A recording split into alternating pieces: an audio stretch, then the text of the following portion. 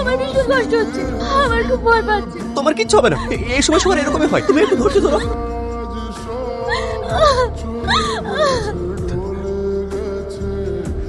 Sir sorry, আমরা মা সন্তান কাউকে বাঁচাতে পারি।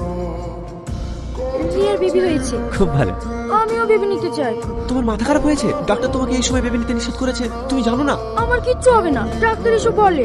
একদম না, আগে তুমি সুস্থ হও, তারপর ভাবা যাবে। কি হয়েছে তোমার? খুব কষ্ট হচ্ছে? হ্যাঁ, কদিন থেকে শরীরটা ভীষণ খারাপ হচ্ছে। তুমি আমাকে খাওয়া দাওয়া বলোনি কেন? আরে শোনো না, তুমি এত ব্যস্ত হও না, এই সময় এরকম একটু হয়। জানো, আমি মনে হয় আর বাঁচবো না। যদি আমার কিছু হয়ে যায়, তুমি আবার বিয়ে করো। কি উল্টো পাল্টা বলছো? তোমার কিচ্ছু হবে না। কান্না করেন না, আমার মেয়ের জন্য একটু দোয়া করবেন, ও যেন জান্নাতবাসী হয়। আমরা হাসছি। আসছি আব্বা, নিজের খেয়াল রাখবেন আর ওষুধগুলো টাইম মতো খাবেন। তুমিও নিজের যত্ন নিও। এমন জামাই ভাগ্য করে পাওয়া যায়।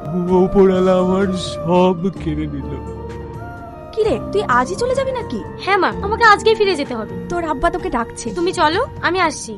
আব্বু কিছু বলছো? হ্যাঁ বস। দেখ মা, আমি একটা সিদ্ধান্ত নিয়েছি। রাহুল খুব ভালো ছেলে, আর ওর মতো ফ্যামিলি আর কোথাও পাবো না। তাই আমি তোর সঙ্গে রাহুলের বিয়ে দিতে চাই। এ তুমি কি বলছো মা? আপনার মাথাটা খারাপ হয়ে গেছে নাকি? আমি এই বিয়ে করতে পারবো না। না না, তুই একটু বোঝার চেষ্টা কর মা, রাহুল অনেক ভালো ছেলে। আমারও নিজস্ব একটা স্বাধীনতা আছে, তোমরা যাকে তাকে বিয়ে করতে বলবে আর আমি সেটা মেনে নেবো? আমি এই বিয়ে করতে পারবো না। ও কি তোমার কি হলো? নিয়ে আসি, নিয়ে আয়। আব্বা, কি হলো? কি হলো আব্বা? তোমার জন্য আমার জীবনটা নষ্ট হলো। তুমি কি ভেবেছো আমি তোমাকে স্বামী হিসেবে মেনে নেবো? কখনো না, কোনোদিনও না। এই বিয়ে আমি নিজের ইচ্ছা করেছি না, এই বিয়ে আমি পরিবারের চাপে করেছি। আমি তোমার সাথে কোনোদিনও সংসার করবো না। ঠিক আছে, তুমি কি চাও? মুক্তি, মুক্তি চাই। এই নাও ডিভোর্স পেপার। ঠিক আছে, আমি তোমাকে মুক্ত করে এসেছি। এক মিনিট, তুমি এভাবে ডিভোর্স করে দিলে তো আব্বা মা আমাকে দোষী ভাববে। এভাবে না। ঠিক আছে, একদিন আমি সব নিজের ঘাড়ে নিয়ে তোমাকে আমি মুক্ত করে দেবো। স্নেহা, তুমি কি ভেবেছো এইসব গিফট দিয়ে আমাকে মানিয়ে নেবে? কখনো না।